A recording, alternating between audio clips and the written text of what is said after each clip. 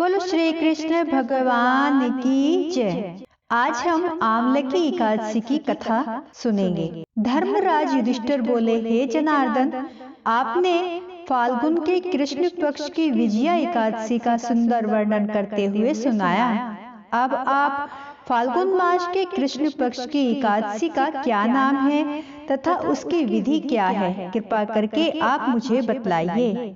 श्री भगवान बोले, हे राजन, फाल्गुन मास के शुक्ल पक्ष की एकादशी का नाम आमलकी एकादशी है।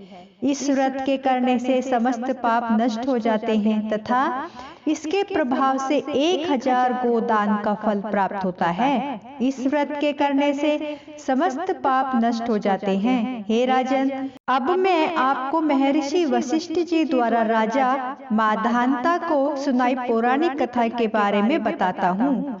आप इसे ध्यान पूर्वक सुने। राजा माधानता बोले कि हे वशिष्ठ जी, यदि आप मुझ पर कृपा करें तो किसी ऐसे व्रत की कथा कहिए जिससे मेरा कल्याण हो।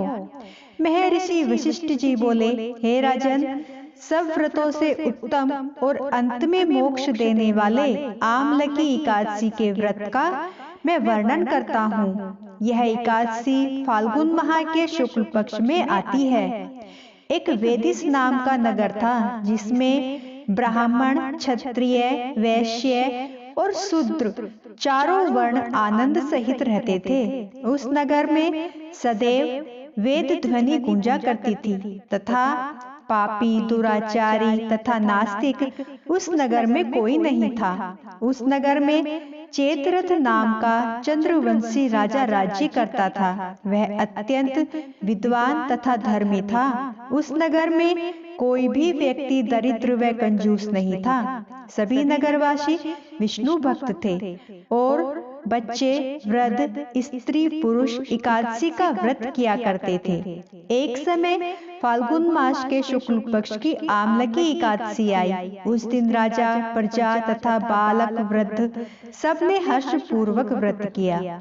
राजा प्रजा के साथ मंदिर में जाकर पूर्ण कुंभ स्थापित करके धूप, दीप, नवेद, पंचरत्न आदि से धात्री का पूजन करने लगे और उन्होंने इस प्रकार स्तुति की, हे धात्री, तुम ब्रह्मा से रूप हो, तुम ब्रह्मा जी द्वारा उत्पन्न हुए हो और समस्त पापों का नाश करने वाले हो। तुमको नमस्कार है।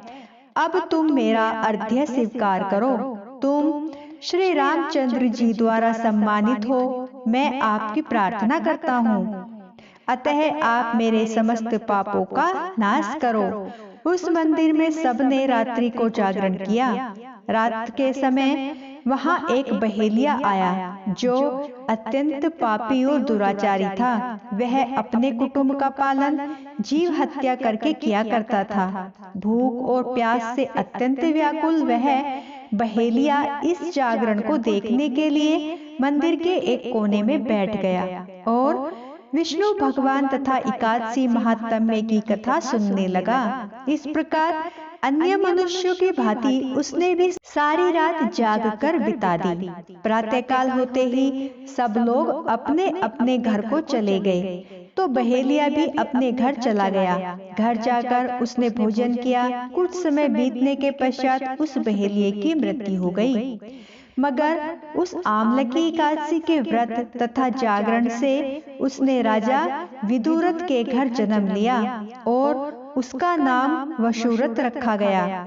युवा होने पर वह चतुरंगनी सेना के साथ तथा धन धान्य से युक्त होकर 10,000 ग्रामों का पालन करने लगा। वह तेज में सूर्य के समान, कांति में चंद्रमा के समान, वीरता में भगवान विष्णु के समान और क्षमा में पृथ्वी के समान था। वह अत्यंत धार्मिक, सत्यवादी, कर्मवीर और विष्णु भक्त था। वह प्रजा का समान भाव से पालन करता था। दान देना उसका नित्य कर्तव्य था। एक दिन राजा शिकार खेलने के लिए गया। देवयोग से वह मार्ग भूल गया और दिशा ज्ञान न होने के कारण उसी वन में एक वृक्ष के नीचे सो गया।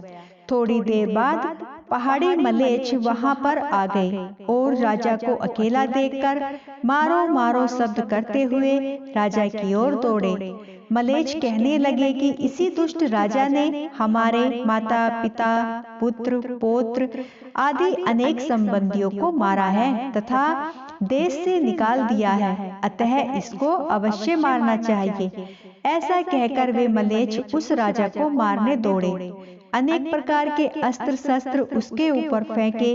वे सब अस्त्र शस्त्र राजा के शरीर पर गिरते ही नष्ट हो जाते और उनका वार पुष्प के समान प्रतीत होता।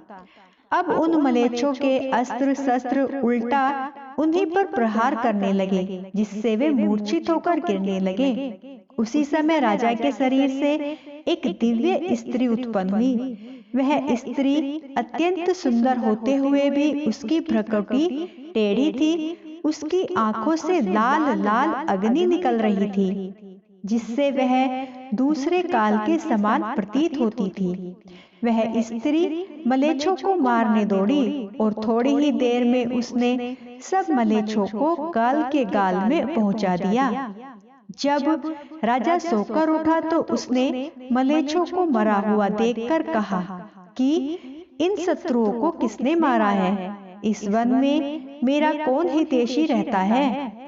वह ऐसा विचार कर ही रहा था कि आकाशवाणी हुई, हे राजा, इस संसार में विष्णु भगवान के अतिरिक्त कौन तेरी सहायता कर सकता है?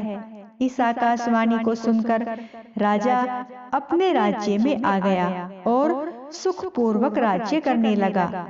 महर्षि वशिष्ठ बोले कि हे राजन, यह आमलकी एकादशी के व्रत का प्रभाव था। जो मनुष्य इस आमलकी एकादशी का व्रत करते हैं वे प्रत्येक कार्य में सफल होते हैं और अंत में विष्णु लोक को जाते हैं।